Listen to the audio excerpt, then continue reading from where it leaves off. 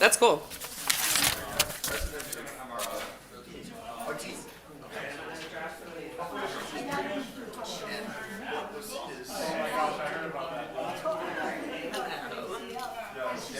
History of the Jewish experience.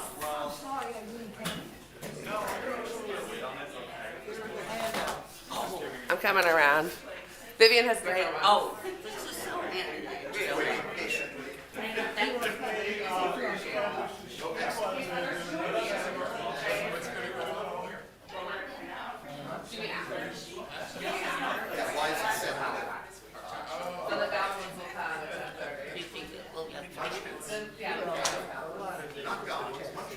Yeah. They're definitely goblins.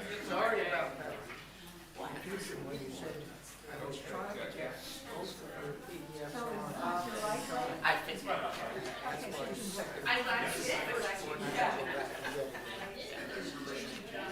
How are you? How was Jean? Day by day?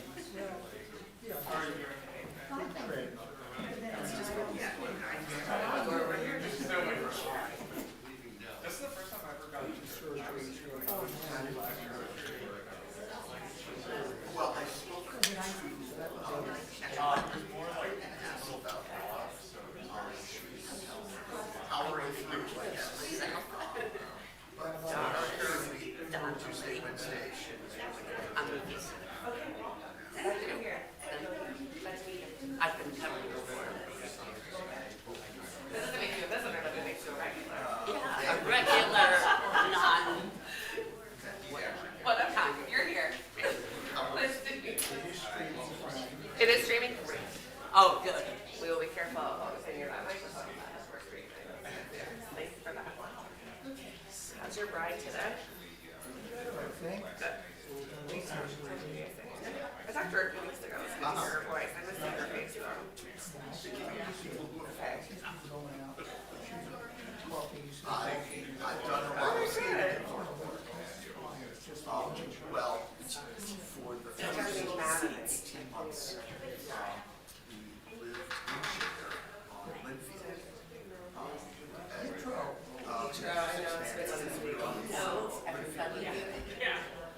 Not really. As it's hard, his last name was, it's the same family. So, we walked through to enjoy it. It's easy. My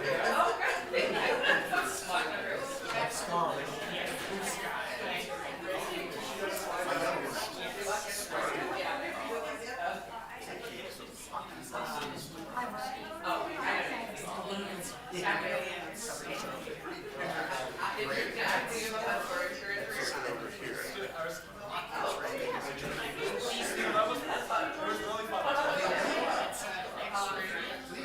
I'm not sure yet. We're in need of joining. I can bear weight. This is like the first day where I'm Which Egyptian rise. And Shabbat Shalom.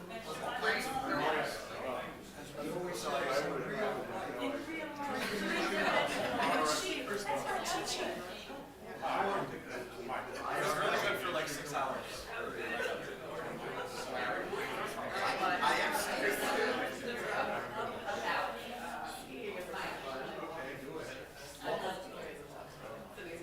Luke. If you're bagel friends, nothing like a bagel friend.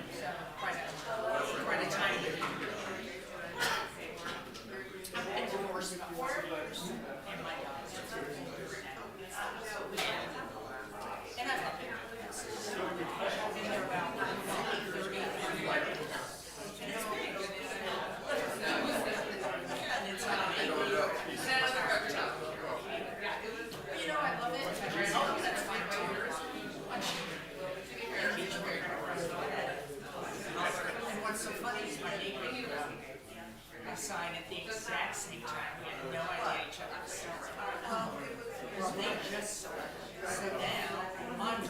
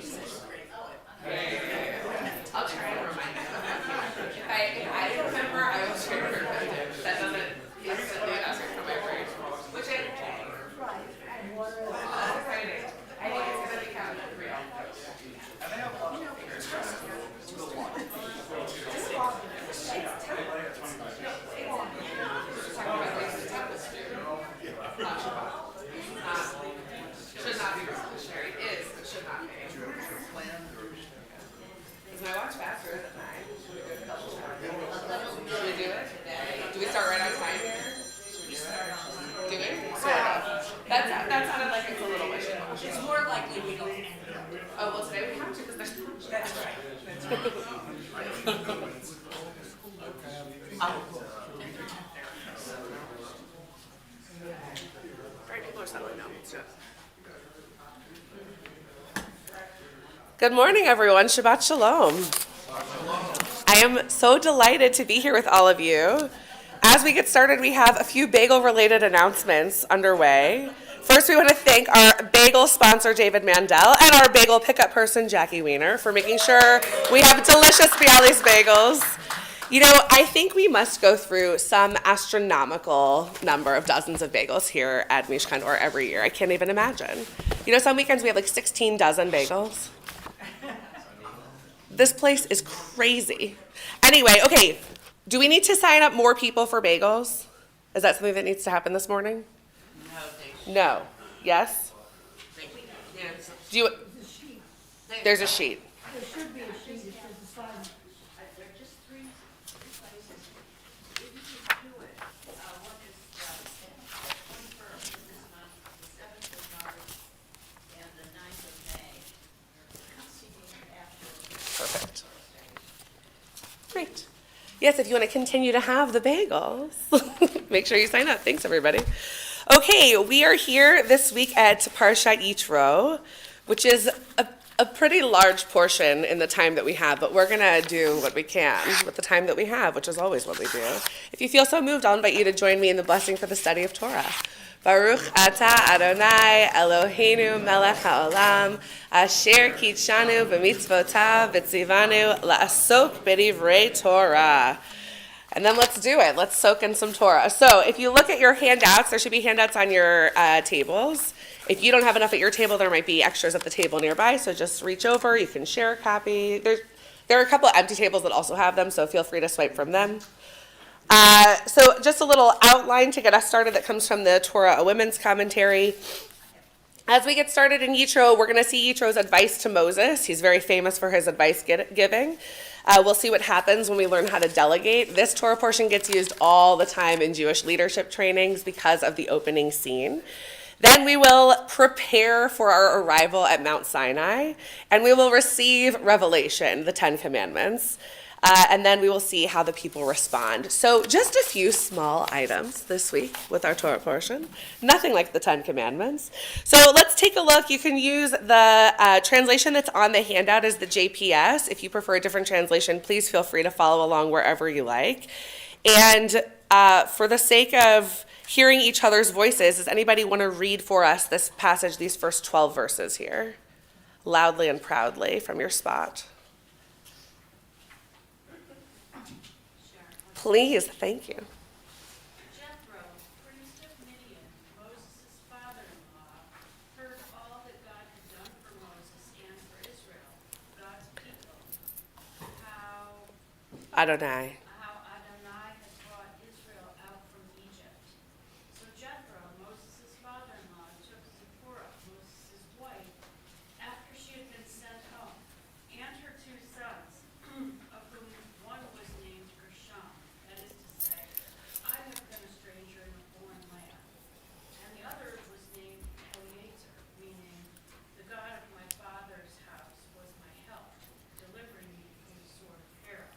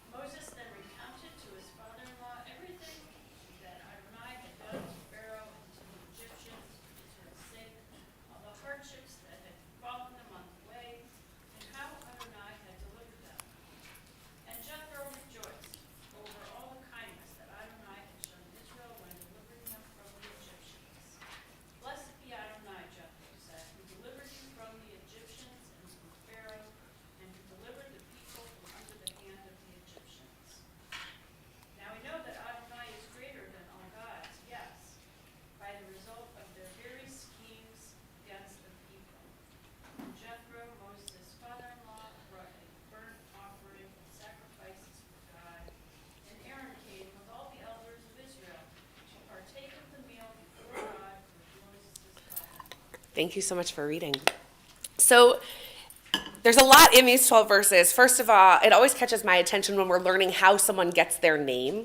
I think naming stories in the Hebrew Bible are very interesting. Also, I think naming stories in modern day are very interesting, how we choose to name our children and kind of the meaning that we layer onto these newborn little babies.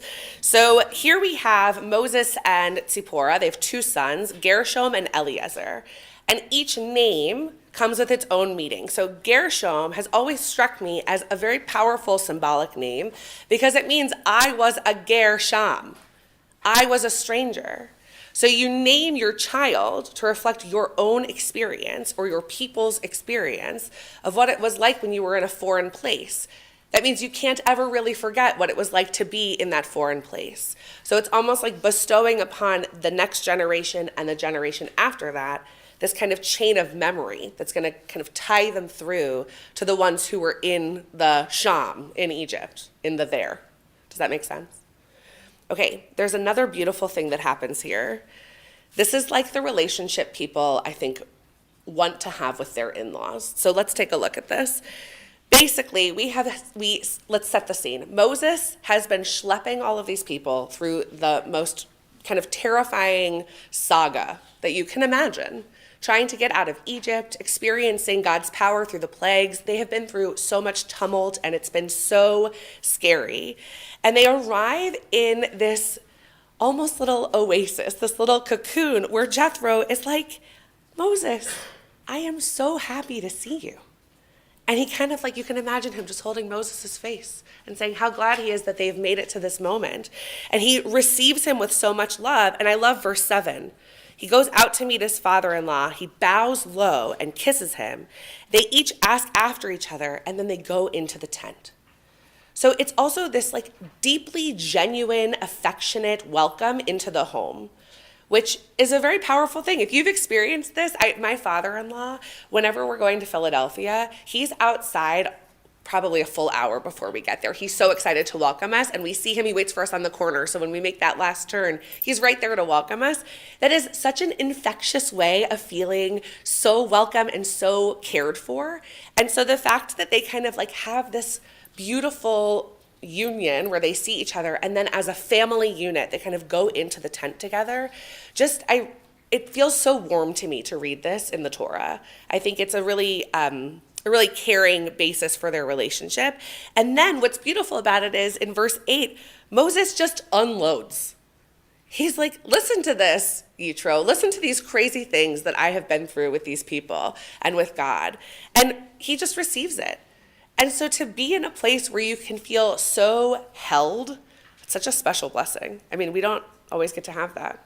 And I think Moses here really has this transformational sharing experience. And what's so interesting about it is that it doesn't just transform Moses, it also transforms Yitro. So Yitro, in the first verse, we say he's a priest of Midian. He's not an Israelite. He does not worship God.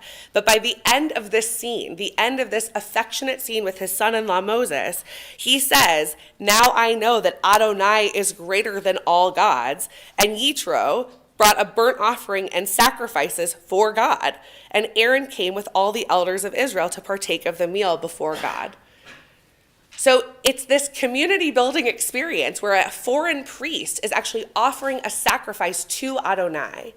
And my rabbinic thesis was on eating and drinking in biblical narrative. And this is a type scene. So this is a covenantal meal.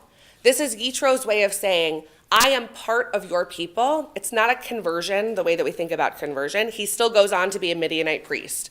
But there's something where he's recognizing the power of being part of this community, and the community is founded on its relationship with God. And so to show that Yitro has a foot in this community, has a stake in the Israelites, he offers this sacrifice to God. It's a very, very significant, powerful symbol of his connectedness to Moses and the Hebrews. And he's a foreign priest. So I wonder, what does that raise? Anybody have any reflections on that? What does that raise for you?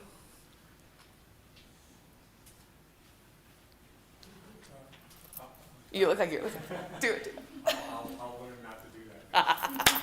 I'm watching like What it did raise for me is, doesn't this open up a whole discussion with the rabbis about Yeah, it starts even before this scene. It starts when we have Zipporah, who's the daughter of a Midianite priest. Yeah, yeah. But his kids, see, this is where, like, if we look at the long arc of history for the Jews, we've changed our principles on which parent needs to be Jewish to be Jewish. And so in this era, it doesn't, I mean, also we could debate, is Moses even Jewish? Some people think that, like, Jewish doesn't start till the temple's built. There's, like, different, so we're kind of using this interchangeably falsely. So, maybe we'll call them just the Israelites here. So it seems to be that a Midianite woman and an Israelite man have Israelite children. That's not the case as we get into the rabbinic era, where matrilineal descent becomes kind of the primary way. Yeah. I never thought about the fact that Moses doesn't talk to anybody. This is it. This is it. Is there any other place other than talking to God? He talks to God. He's in cahoots with Aaron sometimes, but even his relationship with Aaron also is very difficult. It's very fraught. He doesn't confide in him. But think about it. We all have relationships with people in our lives, various degrees of closeness, and we don't always confide in everyone. Like, to have a trusted, almost mentor, this older generation person that we can really just be seen by, is a really special thing. And I'm sure folks can think about a mentor you've had at some stage of your life that really helped you see yourself more clearly, helped you see your situation more clearly. For Moses, that's Yitro, and that's a beautiful thing, I think. I feel very, like, warmed by their relationship. I think it's very, there's a sweetness to it. Yeah, Steve. I'm taken by the fact that Jethro heard all that had happened. So if he had heard, it seems logical that others had also heard about all of these things. But we kind of single out Jethro as the person who has come to sort of acknowledge, and people want to be part of something that is miraculous or good or whatever. So I'm just sort of taken by sort of the communication within the Middle East, and sort of apply it to the American mythology. We think of that we are exceptional, and even our song said God has shown His grace to us as a country. So part of our mythology might attract people who want to come to this land, if not become Americans. So. It's a really great transition into the next page. Look with me on page 2, if you please. So a couple years ago, the CCAR put out a volume called the Social Justice Torah Commentary, where each Torah portion has an article based on the Torah portion related to a different social justice issue. It happens that the one for Yitro is about immigration. So Rabbi Rachel Greengrass writes this. She says, early in Parashat Yitro, by the way, any typos are my own, I want to be clear. We should not judge Rabbi Rachel Greengrass if there are typos. Early in Parashat Yitro, we learn that Moses, in naming his children, emphasizes foreignness. He names his firstborn Gershom because I have been a stranger, ger, in a foreign land. Ger means stranger, alien, or immigrant, someone who is seen as outside the system. We are to have one law for the citizen and the stranger, the ger, who dwells among you, according to an earlier part of Exodus. Ibn Ezra writes that the Torah particularly warns about situations in which a judge errs in judgment regarding the widow, orphan, or stranger living among us. These people lack the same ability as the powerful and well-connected to be heard when they try to explain they have been wrongfully judged. In our society, though, the most vulnerable fall victim to the flaws of the justice system. They cannot afford top lawyers, lack connections within the system itself, and yes, have the, quote, wrong skin color. Too often justice is not for all, but for those whom the system favors. We are taught you shall not judge unfairly, you shall show no partiality, you shall take no bribes, for bribes blind the eyes of the discerning and upset the plea of the just, in Deuteronomy. Tragically, we have yet to realize that idea in our American justice system. At the risk of derailing this entire rest of our session, I'm going to withhold what my sermon on this in this moment, but I think it obviously has echoes into what we are facing today in American society. And the idea of choosing to emphasize otherness or foreignness in naming your child, this does manifest itself in different ways even today. So like I named my kids 2 Jewish names that are Hebrew sounding but written in English letters. So my kids are Judah and Orly. Some people think he's Judas, which is a really interesting thing to interact with. When we happen to live in this beautiful Jewish bubble here in the east suburbs of Cleveland, and my kid goes to day school, and he's around Jews all the time. And sometimes when he's not, they're like, "You named your kid Judas?" I'm like, "Well, Judah is also a famous person in the Hebrew Bible. That's a name people have heard before." Anyway, and Orly is kind of an odd name when you're not in a Jewish, it's kind of an odd name in a Jewish world, but it's not a typical name. And so we have, in a certain way, emphasized foreignness or otherness in choosing to name our kids what we named them. We didn't give them Americanized names. But this comes up in different families in different ways. And when we think about even what we name our institutions, there's something beautiful about being distinct, about being different, about maybe even being foreign. I just think that this moment in American society is so charged around immigration and what we're seeing with our abuse at the hands of federal ICE agents. And I think this, it's kind of all interwoven for me right now. Maybe for others of you too. Yeah, Doris. What do you make of the fact that Abraham goes to great lengths to find a wife for Isaac? So his emissary goes all the way back up to Ur. I tracked this on a map. Okay. Take 5 days, plus he came with 10 camels. So, and he does get an Israelite yeah. wife. Joseph marries an Egyptian, and here Moses marries a Midianite. After all that effort that Abraham sets up. I have thought about this before. I don't know if this is the mainstream take. I'm speaking only for myself, not on behalf of the entire tradition. I'd have to look at what our commentators say. There's such pressure on Abraham, I'll say his generation, but really on Abraham specifically, because of the promise of the covenant. So God has said, you are going to be as numerous as the grains of sand in the ocean and as numerous as the stars in the sea. And he's looking at his child and he's like, no spouse, no kids, how can it be? So I think my thought is Abraham feels pressure to do whatever he can to set that up for success. Maybe that's the wrong take, but that's kind of how I make that line up, because I think he feels an enormous amount of pressure to, like, the covenant cannot come true if Isaac doesn't have any children. Yes, but he could marry. He could have married someone else, that's true. No, you're right. But then we wouldn't get Rebecca. But even We got to go to the well. That's like the Tinder of the biblical times. You got to go to the well. But I think you're right. He could have been anybody. But he goes on a journey. So there's another piece to that too, though, which is that Abraham, when he's Abram, has to leave everything he knows. And I think there's great grief in that. In Lech Lecha, he has to just get up and go to a totally foreign place. And perhaps part of it is that kind of long line that connects him back to where he was. It's like the umbilical cord for him. So like it could have been anybody, but also it could be somebody from where he's from. I don't know. What do you make of it? Do you have a theory? no, I don't have a theory, Okay. but I do think it's interesting that even the emissary has the idea to marry a Canaanite. Yeah. And Abraham says, no, absolutely, I'm not going to do Yeah. that. So it's in the midst of conversation. Why not take a wife from here? So it's interesting. It is. It's an interesting question. I leave it as a wonderful story. I like that take. Yeah, good.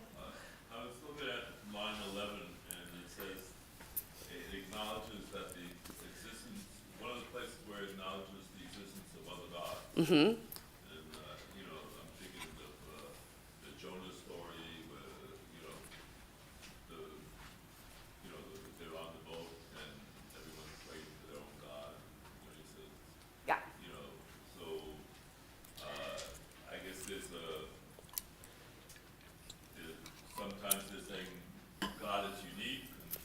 saying is God is just above all the other gods. This is an interesting kind of characteristic of the Torah itself, just the 5 books. We get increasingly monotheistic as we get to Deuteronomy. So the earlier books of the Torah are significantly more comfortable with kind of monolatry, which is where we have a God that's better than all the other gods, but we recognize that there are other gods. So we don't really become like stark monotheists until later. And even if you think, in Beshalach, which we just read, when we read Michamocha, who is like you among the gods, Adonai, right there. And rather than hide that, we put it in every service we ever do. In every single prayer service. So I think there's more comfort, more space to recognize it. And if you think about it, they have just been enmeshed in a deeply polytheistic society for hundreds of years.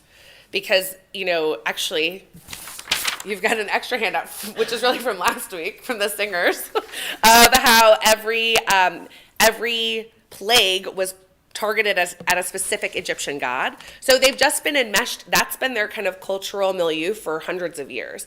Now that they're kind of becoming themselves, they can become increasingly, and our writers can become increasingly monotheistic. So like Deuteronomy would not tolerate that for a second. That's not going to fly in Deuteronomy. But then again, we get it in Jonah, Yeah. which is after Right. Deuteronomy. Yes. Well, that's why I said the Torah itself. I can't speak for our prophets. Dietz, go ahead. Yitro is created in the image of God, even though that's an Egyptian phrase, image. And there is no image of God in Judaism.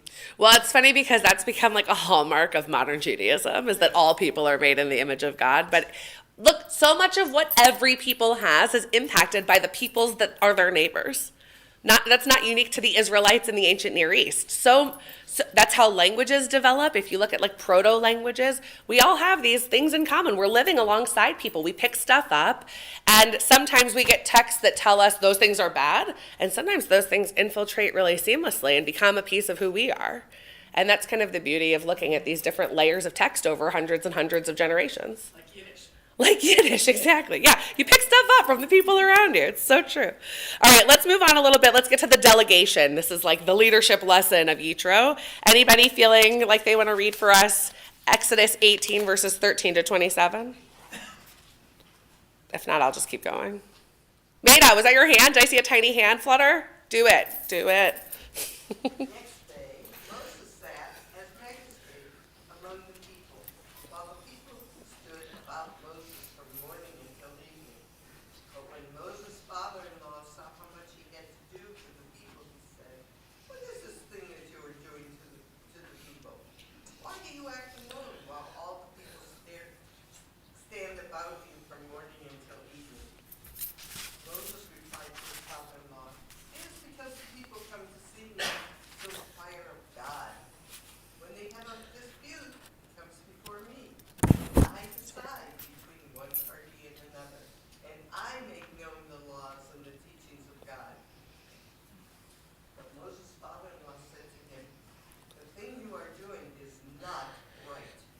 You will surely wear yourself out, and these people as well. For the task is too heavy for you. You cannot do it all alone. Now listen to me. I will give you counsel, and God be with you. You represent the people before God. You bring the disciples before God, and enjoin upon them the laws and the teachings, and make known to them the way they are to go and the practices they are to follow." Wow, his father-in-law was Very attentive. Yeah, keep going. 21. "You shall also seek out from among all the people capable individuals who fear God, trustworthy ones who scorn ill-gotten gain. Set these over them as chiefs of policies, hundreds, fifties, and tens, and let them judge the people at all times. Let them bring every major dispute to you, but let them decide every minor dispute themselves.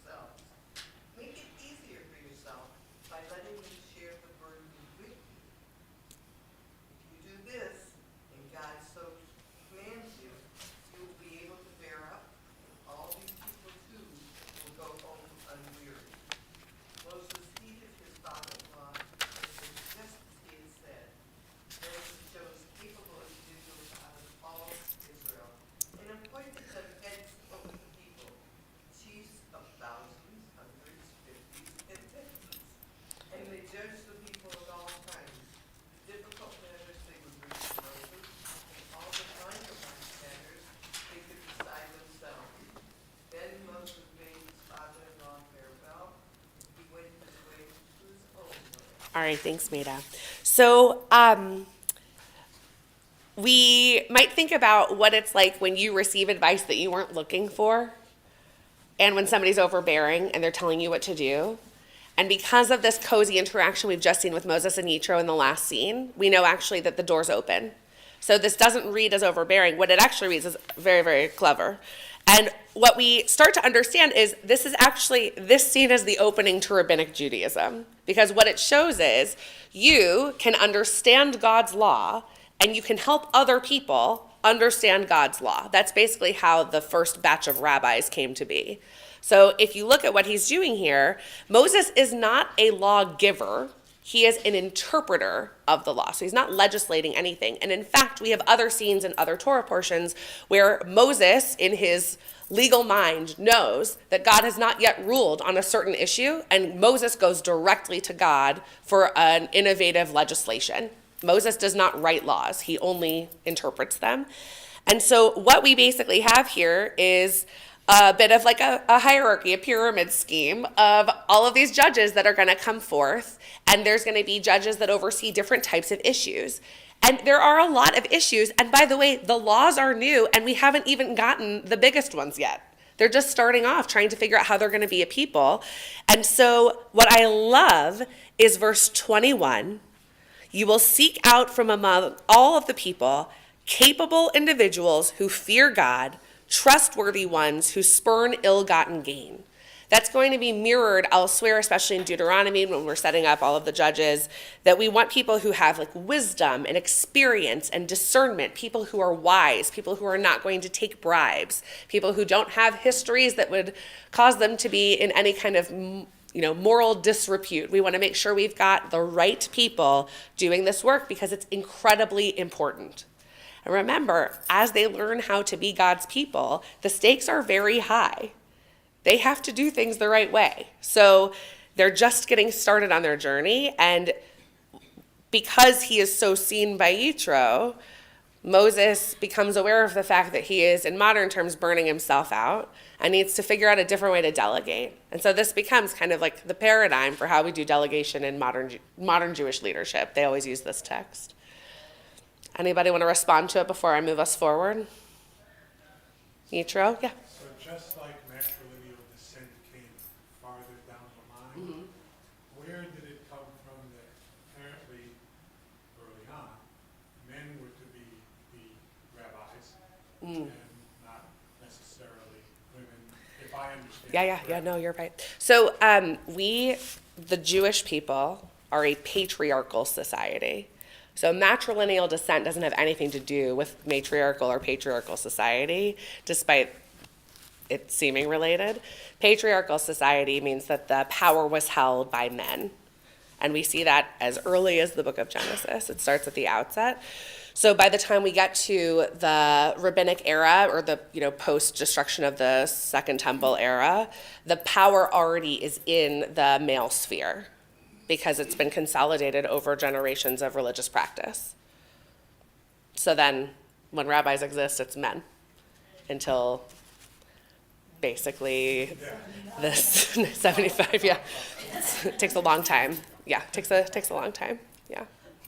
I would suggest that it's at least partly a linguistic thing. Okay, If you read this is Anshe Chayil, right? Right. It's people.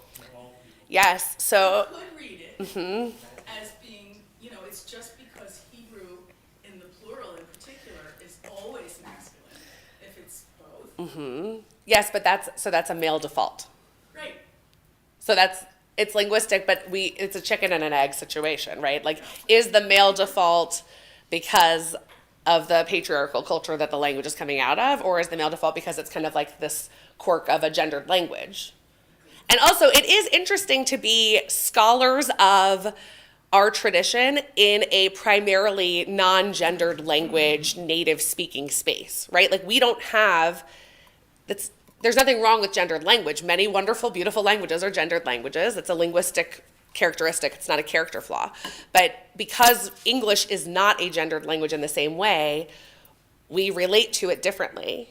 And that is an interesting piece of being non-native Hebrew speakers, non-gendered language native speakers doing this work. So I feel like that was a puzzle, sorry. Our translation. Yeah, what do you have? Friedman says men. Right. Very specifically. Mm-hmm. Men of this, men of that. Mm-hmm. Yeah, we'll actually, ooh, sorry, I keep reading the mics there. We will actually get to this dynamic later when we talk about who is at Sinai. So this exact same thing of like, is it generic? Is it both men and women, or is it just men? Because if it's just anashim, it's difficult to know. Okay, there's one thing here that I want to point out before I move us forward, which is, look at verse 17. He says, Yitro says to Moses, Lo tov hadavar asher ata oseh. Moses' father-in-law says to him, the thing you are doing is not, in the translation it says not right, but it should be not good. Turn the page, we're skipping one of these things, but go towards the bottom of page 3. There's a line from Sharon Brous, who many of you know that I love and admire. She writes, this is astonishing. The only thing Torah identifies as fundamentally not good is aloneness, and it happens twice. So the first one is in Genesis 2. God says, it is not good for Ha'adam to be alone. I will make a fitting counterpart for him. So we get to Eve, in theory, because it's not good for man to just be walking around by himself. It's not good to be alone. And here, Moses is leading alone, and Yitro says, the thing you're doing is not good. Aloneness as a principle is not a good thing.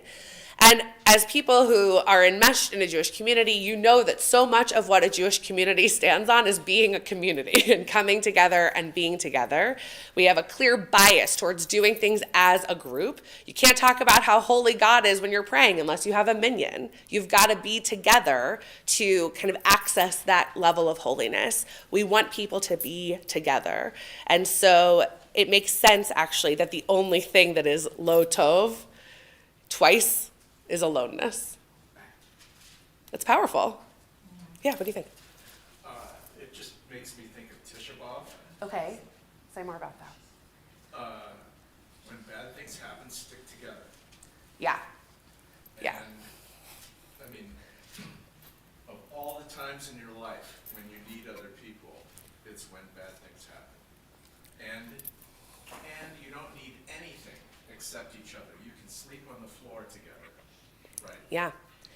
Yeah. So this is really the kind of principle of the Sharon Brous' book that this quote is from, which is the Amen Effect, which some of you read with me and some of you may have read separately. So the Amen Effect's major kind of point is the thing you need when something bad happens is community. You need people around you. And the way to ensure you have it is to be with other people when bad things happen to them. You show up for them, and they show up for you. Not to make it transactional, but just as a principle. What we do is we show up for each other. We celebrate with you when your kid gets married, and we sit Shiva with you when you lose a parent, and we're there with you the whole gamut of emotion, because that is what we do. It's who we are as the Jews. It's our defining principle. And she does it actually based on, she has this beautiful teaching about Kaddish. So when we say Kaddish, we don't actually talk about our loved ones. We talk about how holy God is. You need a minyan to say Kaddish. And we say amen at the end of certain lines. And she rewrites kind of it's almost like a play script of what we're actually saying when we say Kaddish. And so the mourner gets up and says, my heart is broken. I feel lonely. And then the community says amen. What they're actually saying is, we're here for you. We'll get you through this. And back and forth and back and forth. That is such a powerful piece of who we are as Jews. And it has nothing to do with the actual words we're saying. It's the ritual of showing up and being together. So of course we know I'm a rabbi. The prayers matter to me. What we say does matter. But how we show up for each other matters even more. And to your point, all we need is each other. Yes, Steve? I'm struck by this leaving Egypt, and it has the characteristics of a revolution.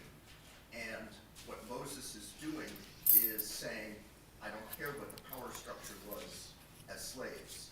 I am going to institute a new hierarchy, a new power structure for the people. And we see as they're wandering in the wilderness, there's sort of little bubbling up of what appears to be a little bit of reading between the lines, people thinking that they don't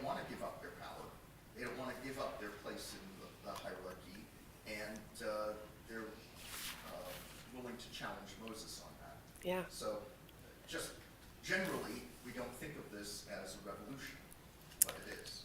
Yeah, it's an interesting point. Well, and also they're so used to having no power or to having such limited power because they're the slave generation. And so I think there's also tension around, like, what does it mean to be redeemed? Are we free or are we redeemed? And who are we serving now? And there's tension, especially in Numbers. I feel like there's a lot of tension about that. Like, what does it mean to be in a new era where we're not serving Pharaoh, but we're not really free? We're serving God. I think that's all connected. Okay, let's move forward. Look at page 4 with me, please. We're moving to Exodus 19. On the third new moon, after the Israelites had gone forth from the land of Egypt, on that very day, they entered the wilderness of Sinai. Having journeyed from Rephidim, they entered the wilderness of Sinai and encamped in the wilderness. Israel encamped there in front of the mountain. I mean, why say it once if you can say it 3 times? Why? It's this. I want to draw your attention to the Hebrew for just a moment. There's an interesting thing that happens. This happens elsewhere. It's not a unique thing, but we're going to add meaning to it here because we're choosing to. That's how Torah study works. So look at the end of that verse. It's bold on the handout, kind of towards the end of verse 2. Vayichan Sham Yisrael. So Vayichan is singular. So the Mechilta, this Midrash says, anytime that it says they traveled or they camped, it describes how they traveled or camped while not united. But here at Har Sinai, the people were united with a single heart. Therefore, it says Israel encamped there opposite the mountain using singular language.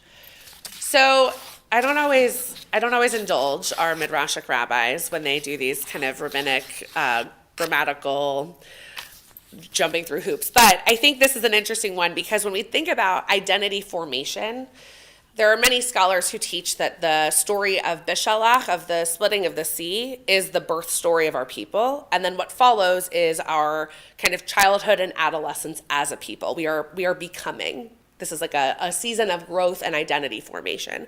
So they're newborn. We just crossed the Red Sea very recently. And here, they are starting to become a people. So it's significant that this is singular here, specifically because of what's about to happen, which is the preparation for revelation. So in order for them to get ready to receive the 10 Commandments and everything else that will happen on Mount Sinai, they have to be a people, not a bunch of people. And so we're going to call that one singular word significant here. We're going to go with the Mechilta. We don't always, but today we will. All right, let's get ready for Revelation. We have a lot of prep to do. Anyone want to read for us verses 3 to 8 of chapter 19 there in the middle of page 4, or your favorite translation? Please. And Moses went up to God, called to him from the mountain, saying, thus shall you say to the house of Jacob, and to the children of Israel, you have seen what I did to the Egyptians, how I bore you on eagle's wings and brought you to me. Now then, you will obey me faithfully and keep my covenant. You shall be my treasured possession among all the peoples. Indeed, all the earth is mine. You shall be to me a kingdom of priests and a holy nation. These are the words that you shall speak to the children of Israel. Moses came and summoned the elders of the people and put before them all that Adonai had commanded him. All those who assembled answered as one, saying, all that Adonai has spoken, we will do. And Moses brought back the people's words to Adonai. We are doing contract negotiations where this is what's happening. Moses is running interference, representing the people and representing God. They are about to set up the stipulations of the covenant. It is happening. So they have to do this like legal piece. God is saying you will be a kingdom of priests and a holy nation. This is like a phrase the Jewish people have loved for 1,000,000 years. We love this phrase. This is what we're doing. We're going to become a covenanted people, a covenantal people. We are going to have a special and distinct relationship with our deity. We are going to be an Am Segula, a treasured people that God possesses and cares for and shelters and protects. This is a very big moment. It sets up what's to follow. And what they say is, all that God has said, we will do. They say it as one. So there is kind of a unanimous voice, a block of the people that are, yes, we are going to do this. They don't know what it means yet. They don't know the stipulations. They haven't received the laws, but they are in conceptually. This is a big moment for our people. So this is kind of like the groundwork that has to happen so that we can actually go up Mount Sinai. And by the way, spoiler alert, because we know what's coming in future weeks, the golden calf is like right on the edge of every page right now. Right, so they're agreeing to this, but like we know they're about to do something terrible. They don't get what they're saying yes to, but they're saying yes. We have all done that in our lives, where we have said yes to something we didn't really understand what we were committing to. We have, big or small, but we have. So there's a moment here where the people are like, yes, this sounds good. I'm part of the people. We're ready. Let's pick up at verse 9. Oh, yeah, 5th. But God doesn't hear them. No. Moses has to tell God. Yeah, well, Moses is he's the intermediary. He's the one negotiating.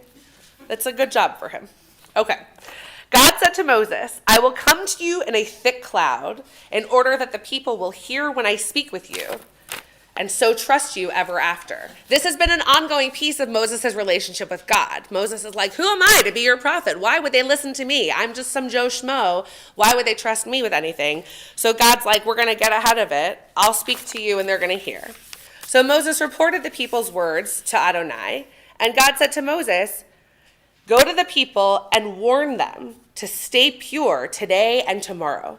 Let them wash their clothes. Let them be ready for the third day.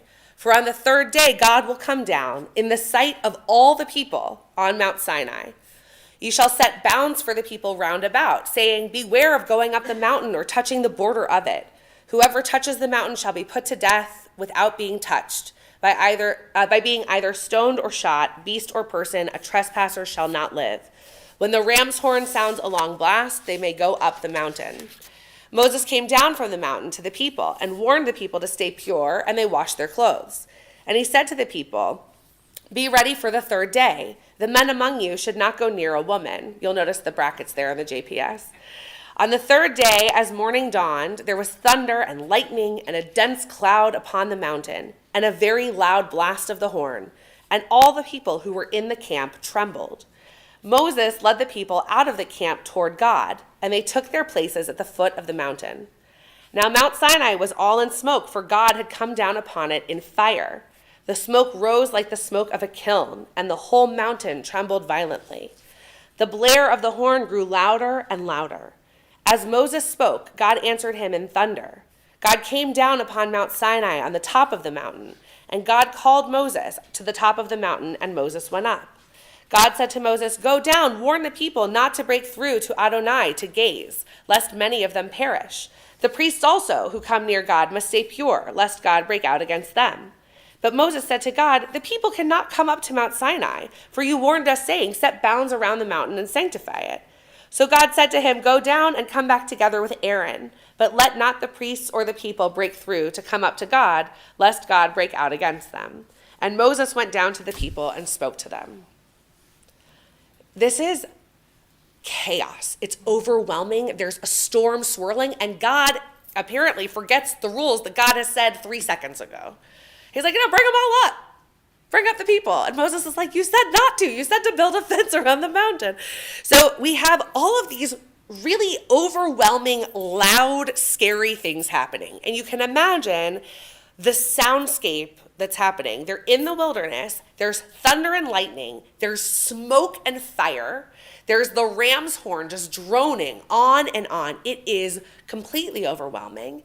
And then there's God's voice.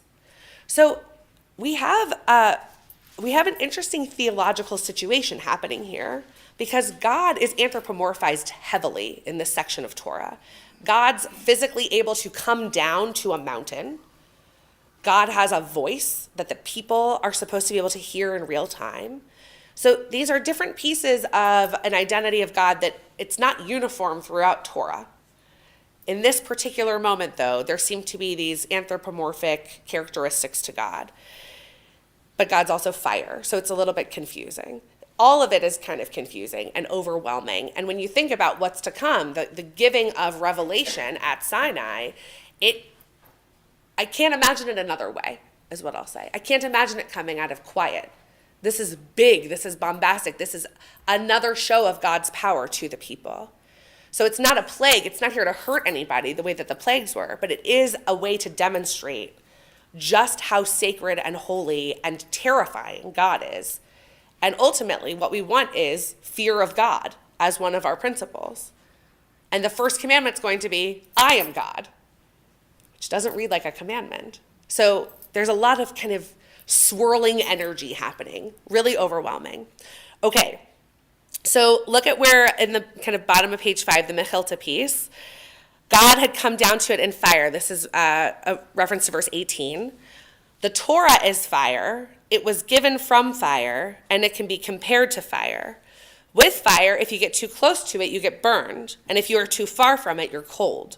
Torah is the same. You have to come close enough to be warmed by its flames. Now, we're all here on a very cold morning having a little cozy Torah study. So I think we've hit the right balance in this room. But can you get too close to Torah the way we know Torah now? Not Torah on Sinai, but can you get too close to Torah? And I don't necessarily mean physical closeness, because obviously we can hold the Torah. We have some in here.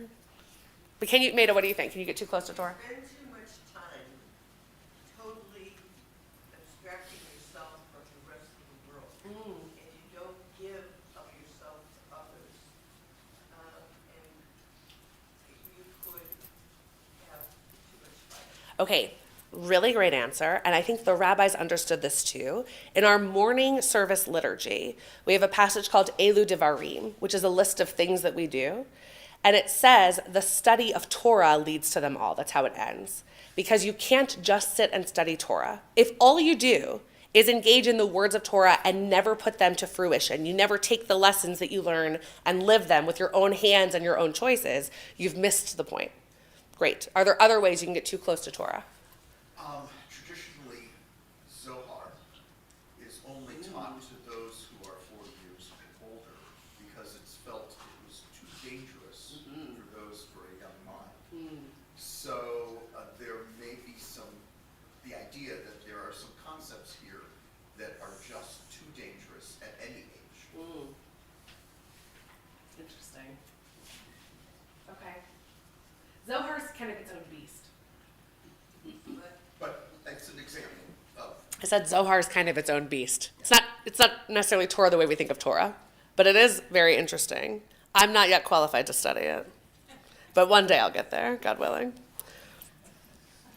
If you get really, really close to Torah, you start reading individual words and phrases and sentences. And if you're unable, pardon me, if you're unable to step back and look at the larger picture, you may extract the wrong idea. So a hyper focus, too close to Torah, we lose the bigger picture. Right. Yeah, I think that's right. Well, I think we actually see some of our rabbinic sages doing that. We've got evidence that happens. They get so focused on one little letter and they lose sight of what the message of the meaning is. It seems to underscore that idea of isolation versus community. We do anything and we're so isolated and we're in our own minds only. That's just, it's going to mean arrogance eventually. It's not clarity. Right. And isolation leads to unhealthy things, I think. It does. And I actually think our sages rightly describe the Torah as a tree of life. A tree of life has branches that reach out, not in. We're supposed to take it out into the world. We're supposed to stretch beyond our own minds. Definitely, yeah. So I'm thinking about it sort of like a lens. So we live in the world, and we're given this lens which helps us understand where we are and what Right. we're looking at. But the lens isn't the world. Right.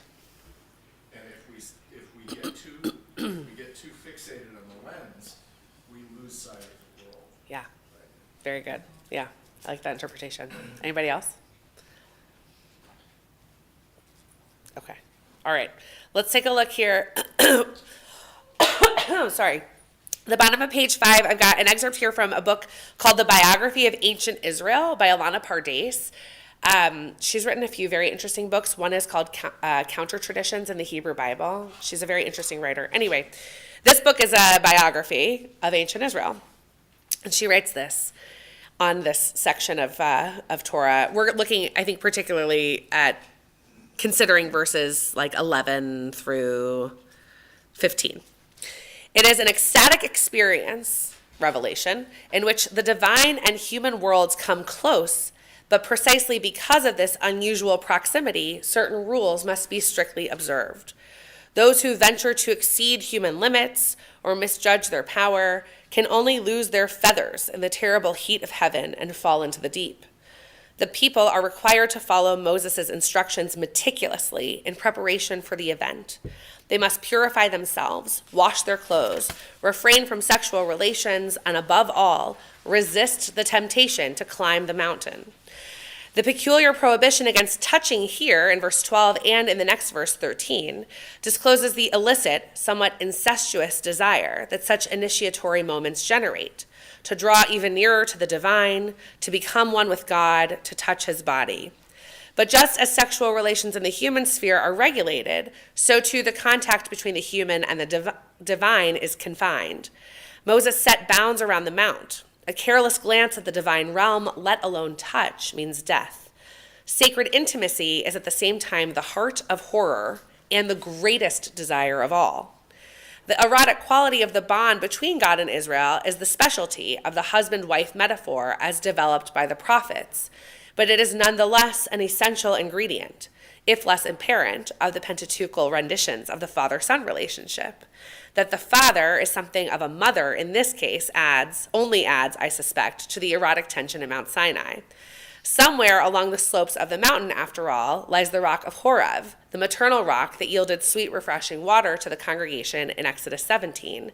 Do the people crave, among other things, to touch the rocky breasts of the deity?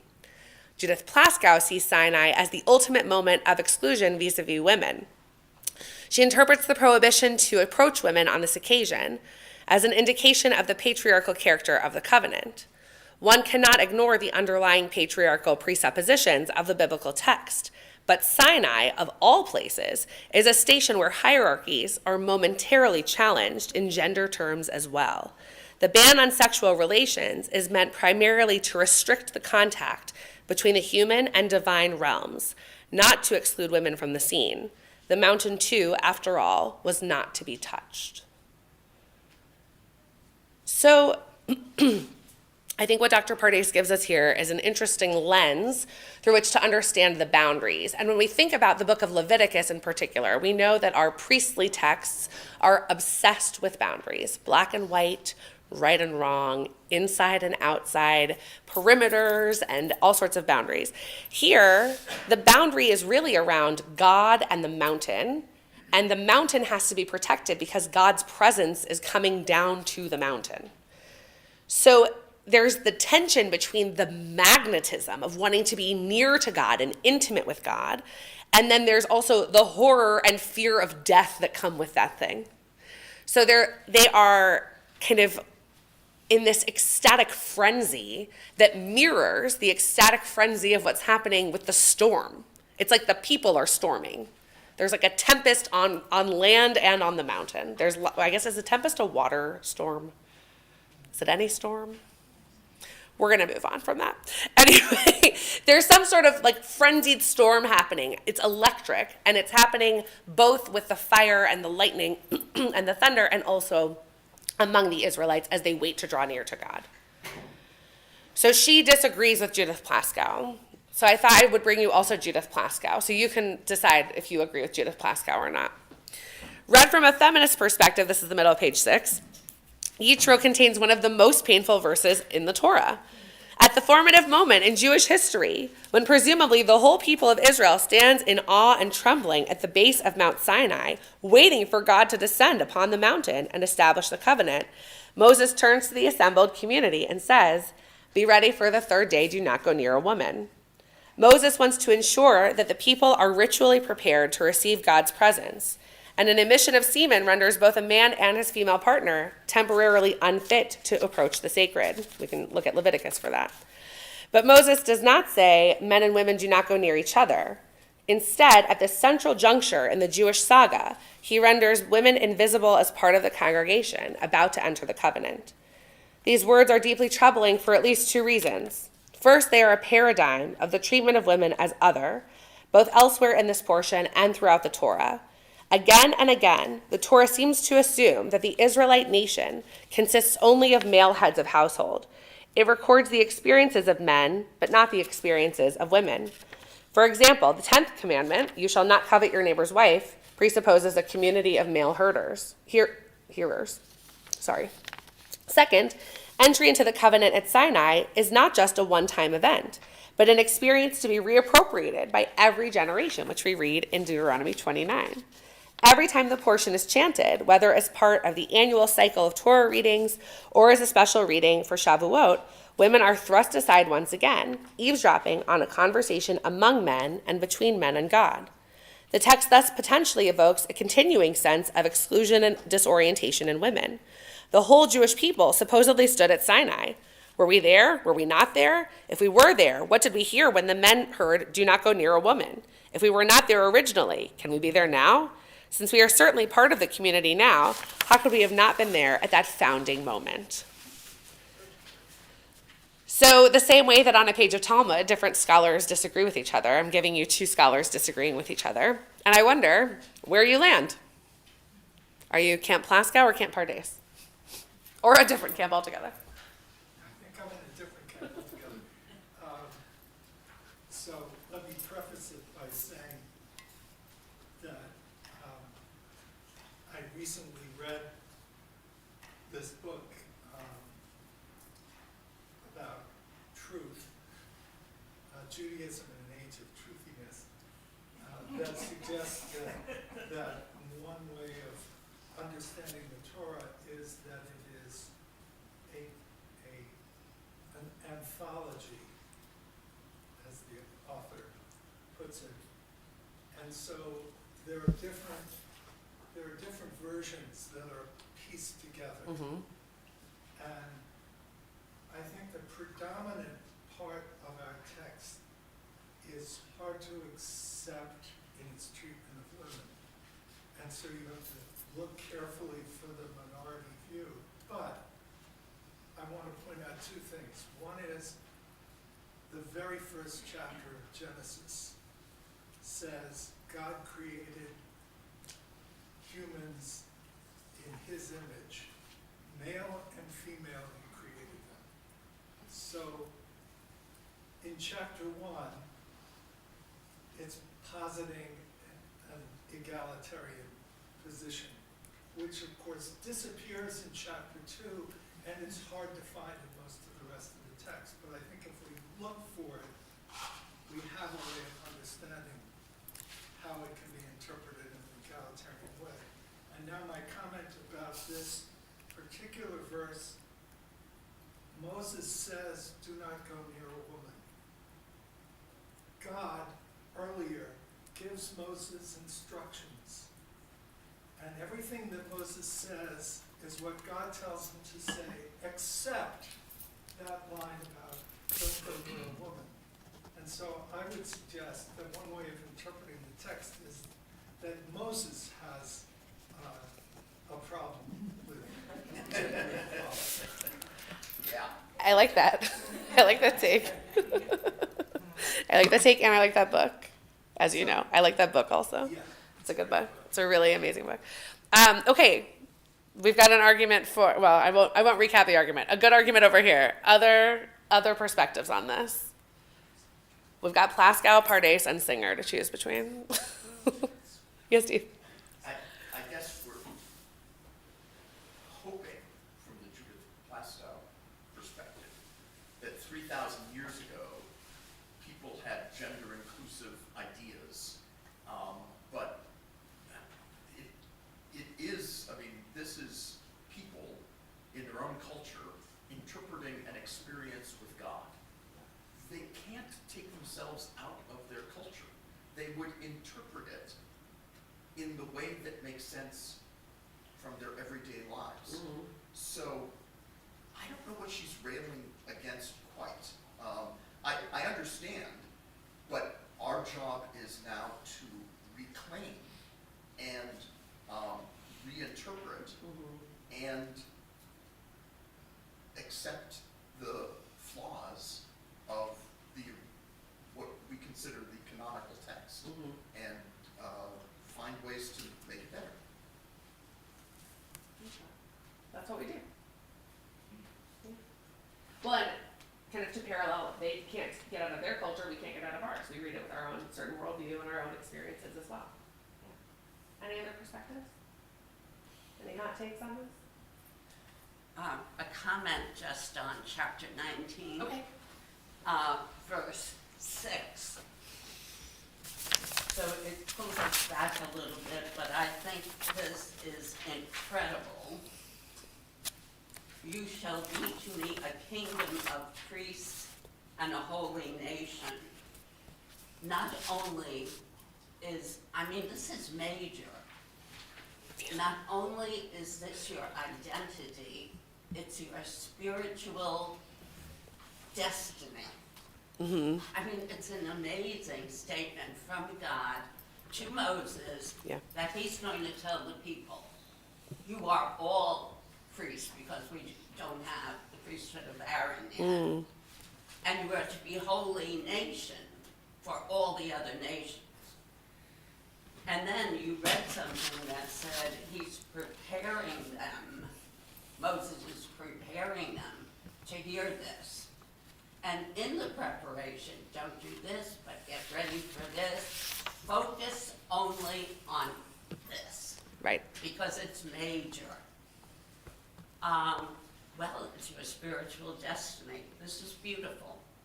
And you get ready for it through all kinds of little actions. Well, and the entity you are supposed to be drawing near to, but still watching the boundary of, is God, not each other in this moment. Well, you have to have boundaries. You're just For sure. Well, no, and this one's a safety boundary. The punishment is death otherwise. But yeah, I think you're right. They are supposed to be focusing in on what's to come and preparing themselves.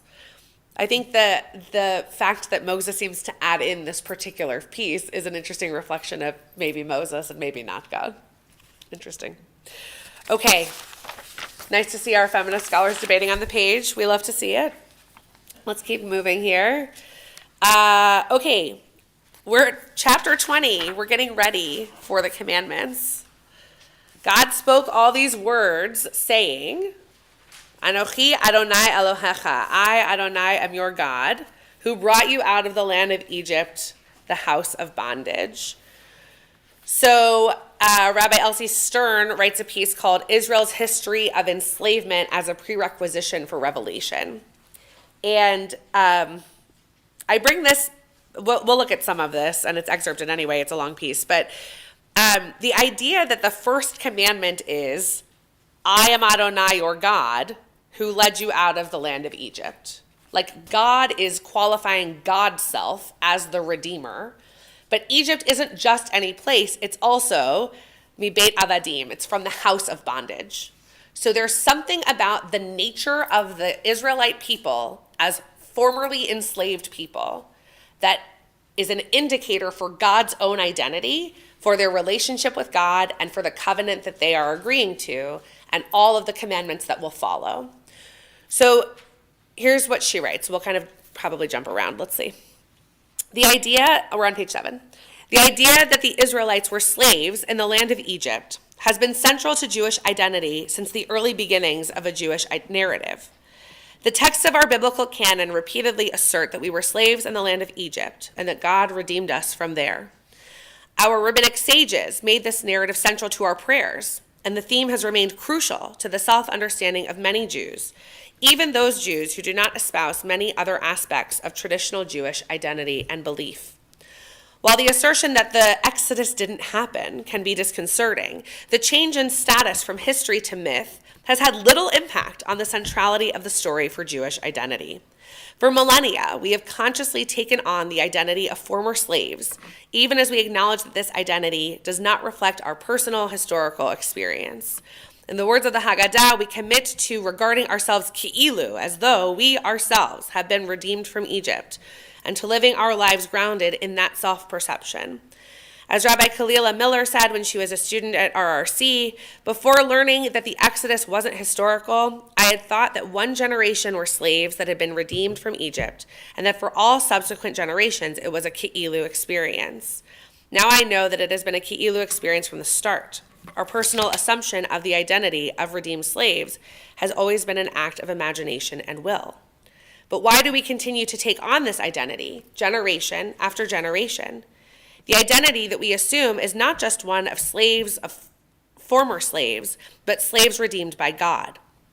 Within the context of the Sinai narrative, God's assertion, I am the eternal your God who brought you out of the land of Egypt to the house of bondage, probably functions as what historians of the ancient Near East call the historical preamble to the covenant between God and Israel. Historians have long recognized the parallels between the covenant between God and Israel in Exodus and Deuteronomy on one hand, and ancient Near Eastern treaties between Surazans and vassals, rulers of empires and local kings who are subject to them, on the other. These parallels suggest that the Surazan-vassal relationship served as a model or analogy for the relationship between God and Israel for many biblical authors. I'm having verbal dyslexia and I'm mispronouncing that word. Within this treaty model, the assertion that God took Israel out of Egypt sets the ground for obligation. The suzerain God says, I did this for you, so you owe me gratitude and allegiance that will be demonstrated through following my laws and doing my will. In addition, the Exodus story testifies to God's tremendous power that will be deployed on behalf of Israel if Israel obeys the terms of the covenant, but will be deployed against them if they disobey. God brought us out of Egypt not solely because God is a source of liberation, but because, as it says in Numbers 15, which becomes part of the Shema, I am the eternal you God, who brought you out of the land of Egypt to be your God, I, the eternal your God. God brought us out of the land of Egypt to be our God so that we would be subject to the divine will. Within the biblical narrative, the assertion, I, the eternal am your God, who brought you out of the land of Egypt, lays the groundwork for the gratitude and fear that will motivate the acceptance of and compliance with the covenant. Let me pause there for a second. So, first of all, we have an ancient Near Eastern type scene. We have a relationship that we see in other ancient Near Eastern texts between rulers and the people that follow them. And so that parallel is not inconsequential. Again, it means that our ancient Israelite ancestors were writing within a certain cultural context. The idea that we would need this kind of, historical preamble is an interesting one because it binds memory to memory. It gives us this foundation of God did this thing for us. We are partners in a covenant. The covenant also has conditions. It's not unconditional love from God. We've got conditions, things we have to do, things God will do to protect us or to punish us, depending on what we choose. And that is an interesting way to set up the Ten Commandments. So if this is number one, our sages teach that this is number one. Anochi Adonai Elohecha asher hotzeiticha me'eretz Mitzrayim mibeit avadim. That's a commandment with no command form word in it. There's no verb in it that says you Israelites are going to do this thing. It sets up what follows as an interesting and almost tenuous maybe relationship, because certain things are going to have to fit together really nicely for this covenant to work. And one of them is that God is going to continue to be forevermore the God who brought us out of Egypt. So if we stop talking about God bringing us out of Egypt, we are nullifying the covenant. We have to continue to keep that memory building block alive because it's a central piece. It's an essential piece of the covenant that follows. Does that make sense? We've got like all these building blocks. Okay. Let's pick up on page 8, towards the middle where it says on the one hand. On the one hand, our antennae are attuned to the experiences of vulnerable people in our societies, and our legacy of oppression motivates us to use the power and privilege that we have to work for greater justice. At the same time, we know that the experience of oppression can foster other tendencies. We know that experiences of trauma often lead to chronic feelings of unsafety and difficulty in accurately assessing risk.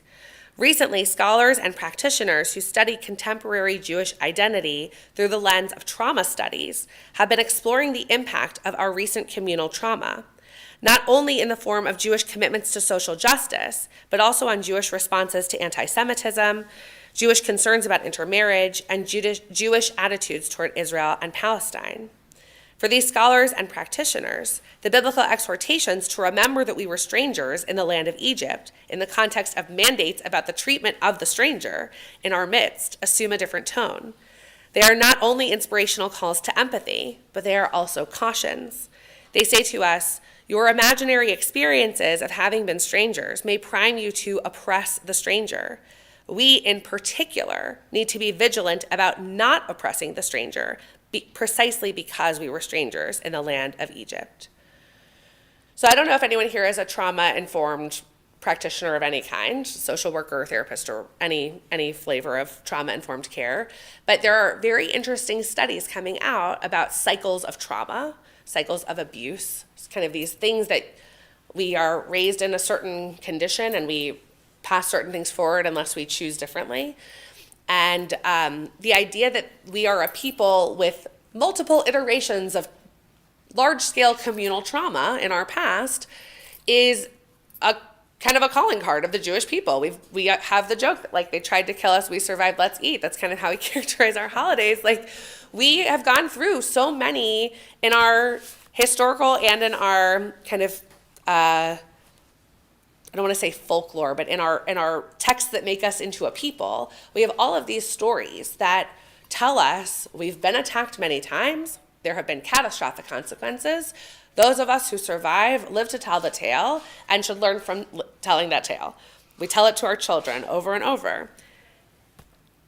Because of the way that trauma manifests for us, and this is something that scholars are still in the midst of studying, but because of the way that trauma manifests in us, people who experience certain things are more likely to pass those negative things on and to kind of perpetuate them to other people. And so as people who have been through certain historical situations, how much the more so should we be careful not to do those things? So part of telling the story over and over is supposed to remind us, don't just be empathetic because you're supposed to be curious about other people and you're supposed to, care for the stranger. Protect the stranger the way that you want to be protected. Show up for them so that they are safe, because otherwise you might be complicit in their unsafety. So it's really an obligation. We are obligated to remember our story and learn from it and do good with it. You look like you want to say something. I was just curious when this was written. It's in my office. I didn't put the year here. But It's, more than 2 years ago. oh yeah. Yeah, and it's part of a compendium. There's a really interesting book called Inscribed Encounters with the Ten Commandments, and each of the Ten Commandments has a different writer. So I would guess I'm trying to remember where I was when I bought it, which convention. It's probably like 8 or so years. Yeah, before the war with Gaza, yeah. Okay, let's move to the bottom of page 8. For millennia, Jews have held differing opinions on what it means to live in accordance with God's will or in alignment with the divine. Our verse, I, the eternal am your God who brought you out of the land of Egypt, the house of bondage, does not answer the question, what does God want, or how do we live in alignment with the holy? However, it exhorts us to understand God as the source of our liberation, both collective and individual, and to use our freedom and our power as free people in ways that reflect and honor the holiness at its source. With respect to Ramban, we're going to skip him. Anybody want to read the rest of the commandments, or should I just keep going? All right, I'll keep going. You shall have no other gods beside me. You shall not make for yourself a sculptured image or any likeness of what is in the heavens above or on the earth below or in the waters under the earth. You shall not bow down to them or serve them, for I, your God, Adonai, am an impassioned God, visiting the guilt of the parents upon the children, upon the third and upon the fourth generations of those who reject me, but showing kindness to the 1,000th generation of those who love me and keep my commandments. You shall not swear falsely by the name of your God, Adonai, for Adonai will not clear one who swears falsely by God's name. Remember the Sabbath day and keep it holy. 6 days you shall labor and do all your work, but on the seventh day is the Sabbath of God, your God Adonai. You shall not do any work. You, your son or daughter, your male or female slave, or your cattle, or the stranger who is within your settlements. For in 6 days God made heaven and earth and sea and all that is in them, and then rested on the seventh day. Therefore Adonai blessed the Sabbath day and hallowed it. Honor your father and your mother, that you may long endure on the land that your God Adonai is assigning to you. You shall not murder, you shall not commit adultery, you shall not steal, you shall not bear false witness against your neighbor, you shall not covet your neighbor's house, you shall not covet your neighbor's wife, or male or female slave, or ox or ass, or anything that is your neighbor's. All the people witnessed the thunder and lightning, the blare of the horn and the mountain smoking. And when the people saw it, they fell back and stood at a distance. You speak to us, they said to Moses, and we will obey, but let not God speak to us, lest we die.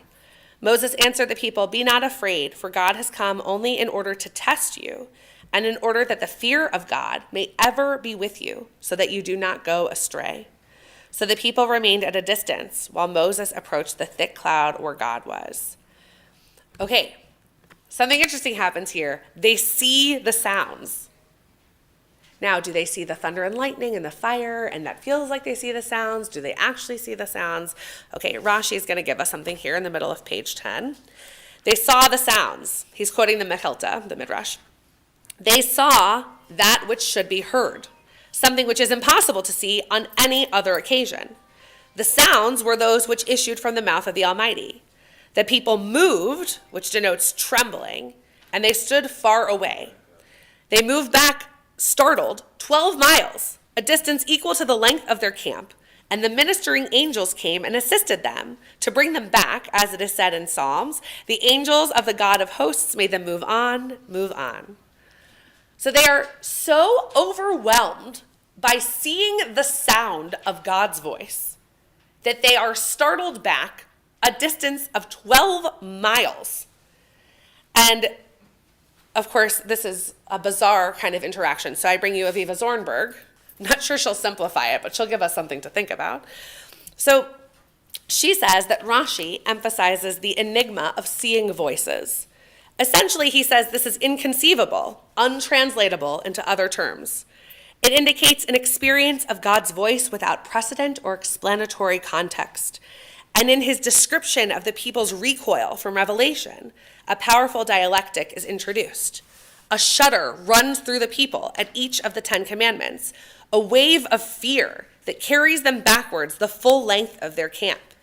Essentially, this means that the fear, the trauma, inflicted by the experience of hearing God's voice makes them as a group lose their footing. They yield the ground they have so much desired. And then the angels help them to move forward again, to regain their former position. In other words, the people travel 24 miles in response to each of God's 10 utterances. All in all, the 10 commandments provoke them to 240 miles of motion. This is the hidden kinetic dimension of what is traditionally known as standing at Sinai. With this powerful midrash, Rashi intimates an intensity of inner motion, an ebb and tide of response to God's voice. In order to hold their human position, angelic energies must counteract the long shudder that possesses them at each of God's utterances. It seems clear that it is not the content of the commandments that so undermines their stability, but the very fact of hearing God's voice. And although in the midrashic scenario they regain their original position, their fear represents an existential reality that is expressed both in the repeated statement, the people stood at a distance, and in their delegating Moses to act as a go-between. Put simply, they cannot handle it. It's too much for them. They are scared. They're shaking in their boots. They run as far away as they can. So you have to imagine, how long did it take to say the 10 commandments if the people keep running away 12 miles at a time and then the angels have to drag them back? So they go from this intense magnetism toward God, wanting to be so close to the mountain, to being repelled away at a great distance and having to draw near over and over again. Now, if that's not a symbol of building a relationship with somebody new, you are like, you're in, you're out, you're in, you're out, you feel close, something pushes you away, you feel close again. They're back and forth, back and forth. No one can find their footing. It's a bizarre interaction.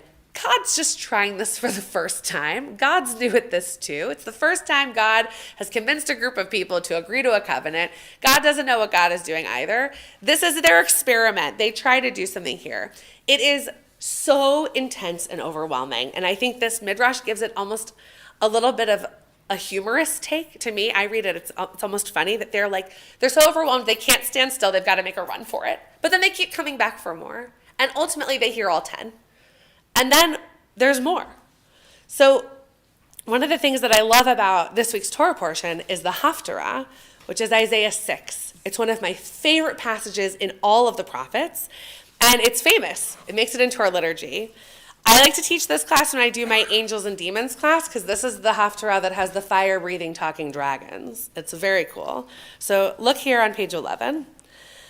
In the year that King Uzziah died, I beheld my sovereign seated on a high and lofty throne, and the skirts of God's robe filled the temple. Seraphim stood in attendance, each with 6 wings, 2 covering the face, 2 covering the body, and 2 to fly with. And they would call to each other, Kadosh, Kadosh, Kadosh, Adonai Tzevaot, Melochol haaretz kivodo. Holy, holy, holy, God of hosts, whose presence fills all the earth. The doorposts would shake at the sound of the one who called, and the house kept filling with smoke. I cried, woe is me, I am lost, for I am a man of impure lips, and I live among a people of impure lips. Yet my own eyes have beheld the sovereign God of hosts. Then one of the seraphim who had taken a live coal from the altar with a pair of tongs flew over to me, touched it to my lips, and declared, now that this has touched your lips, your guilt shall depart, and your sin be purged away. Then I heard the voice of my sovereign saying, whom shall I send? Who will go for us? And I said, Hineni, here I am, send me. You guys, it's so good. It's so good. I love this portion. It's so good. So we can imagine also it's such a fantastical image of God. So we're in the temple. God's wearing robes, and it's so voluminous that there's nowhere to walk because there's fabric everywhere. And these talking, fire-breathing dragons are talking about how holy God is. And it's cacophonous because all day long they're going, Kadosh, Kadosh, Kadosh. Which, by the way, when you think about the serpent and the sound that a snake makes, we have that beautiful sibilant at the end of Kadosh. It's almost snaky. It's so good. It's so good. So it's its own kind of cacophony. And what happens is he is purified and he gets to say, Hineni, shlacheni, send me. I get to be the one. Okay.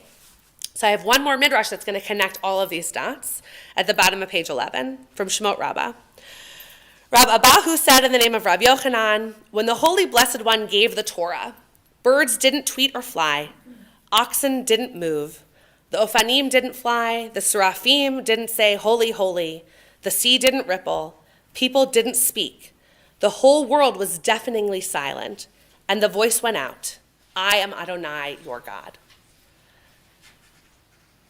So could we imagine that in the midst of the cacophony on Mount Sinai, there's a moment of absolute deafening silence?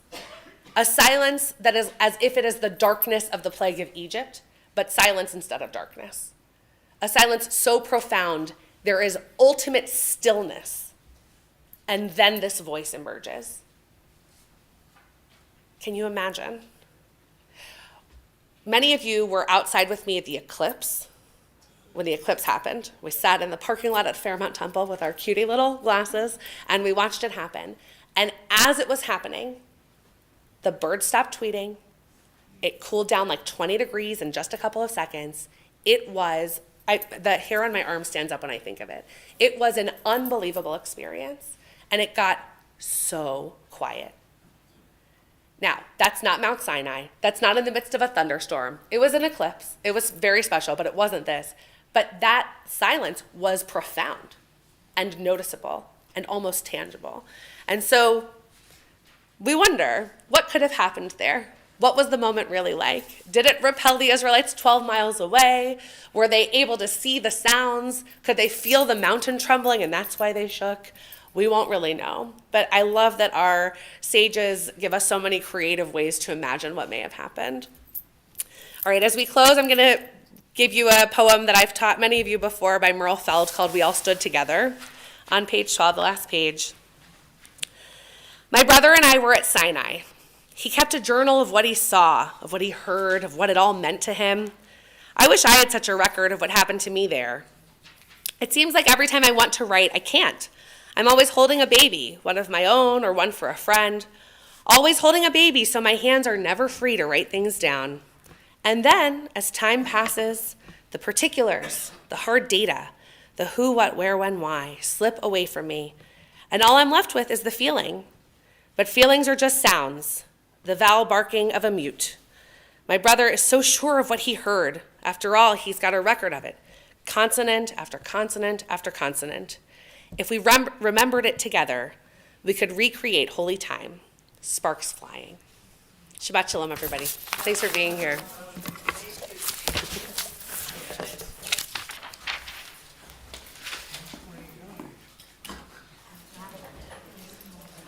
Don't forget to sign up for bagels.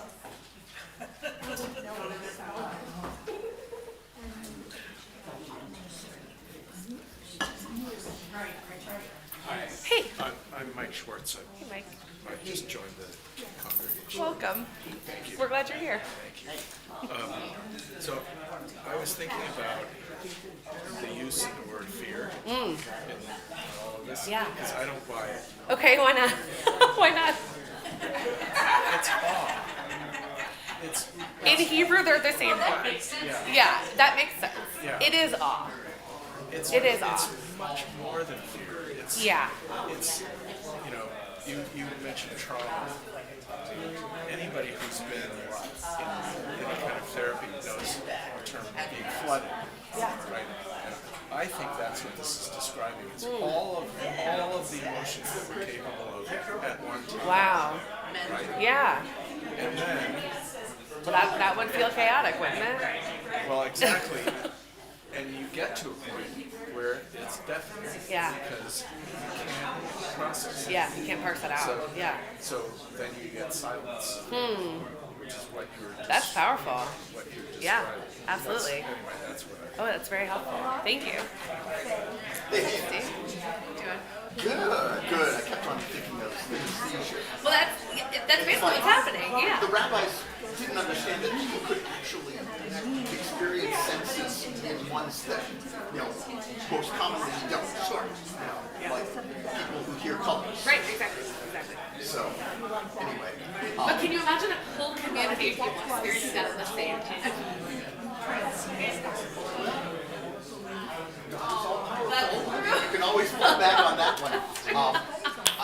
I had a thought that one of the reasons why in the Ten Commandments God opens with the one who brought you out of Egypt, the land of slaves, was to say, you're no longer slaves. I'm holding you accountable for everything you follow. Yeah. So don't tell me somebody forced you into violating the laws. Right. Because Right. You've answered to me now. right. Meaning God. Yeah. And, slavery in the broadest terms, meaning someone who might have extreme power over you, you basically have to say no, because I am accountable to God. So I'm the one who freed you, and you are now free. Think of yourself as free, no matter what the circumstances are. It's just No, I like that. I have to disagree with one thing you said. You were talking about the fact that Sweet. Thank you. It's my honor. I'm glad to do it. when Israelites were slaves in Egypt, they didn't have a hierarchy. I don't think I said that. I think it was the rabbis comment that they were slaves and they had no power. That wasn't my point. My point is there were hierarchies within the slave community. Okay. And that They're enriched. Jethro and Moses said, Right, no, so we're going there's a certain materialistic thing about their Egypt, their honesty and it's all like of a that. rejection, somewhat rejection of Because materialism. I can't imagine, There would have been a hierarchy Because yeah, even if we think that the population wasn't 400,000 adult males. Whatever happened, the story Whether they were slaves or not, there's always like what they there's pillaged, always, the top their you know, culture, attributes that people value in that context. true, Right, but, so- but, but it's wealth, it is wealth, you know. but it has to be It's a different, right, it's a different, I mean, Okay, who's gonna go out Abraham has wealth, but the bricks today? you know, I'm gonna serve not as like, in Pharaoh's court, one they could have all kinds of sending money, other people right, out where they go in. right, so I mean, it's like, this. There's always, But there's always. I just think it's just, you know, one thing that we know for sure is that Egypt was a prosperous country. All the other things we don't know. So, you know, we be wary of things like that because you know, and you see that a lot of stories like, you know, the Greeks and the Syrians, or, you know, multiple gods, and they live, and they live, you know, there's a certain prosperity, you know, associated with them, because they, you know, they're inventive and all that. Whereas, Now we have a new one. It's a revolution. up until recently, you know, maybe the last couple of years, it was, you know, nothing associated with Jewish culture. But then, you know, like Egyptians, they figured out, you know, they had mathematics. Right. We just have Torah. You know, but anyway, that's my understanding. The reason why they have to distinguish, you know, themselves from Egypt is because they be careful. You know, don't get into a don't be like Thank you so much for sharing. Didn't have any excuse like I was at a house guest or was away. It's like, okay, so Take a set change. yes. Oh, thank you. Good to see you.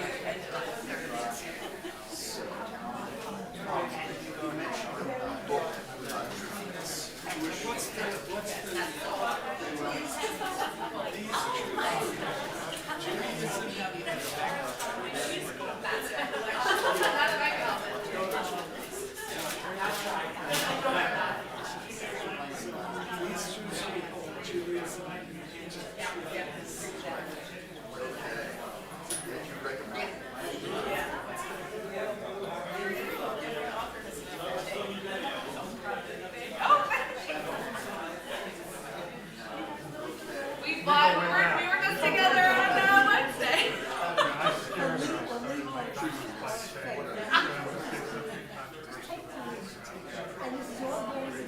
I was having a tense birthday. I was nervous, and I was ready to fight. No, don't worry about it. No. What you said was great. No, it was great.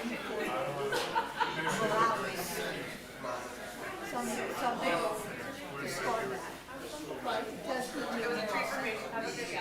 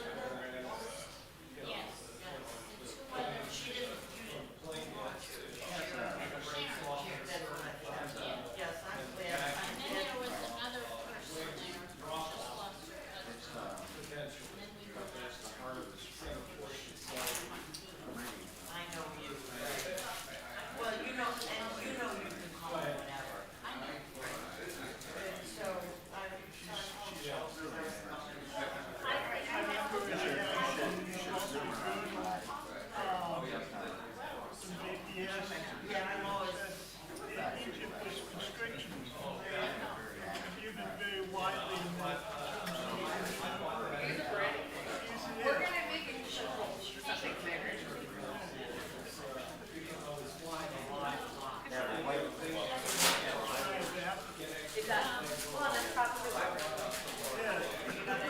That I know they probably want to do this. Yes, I forget what you're trying to do. Put in, I thought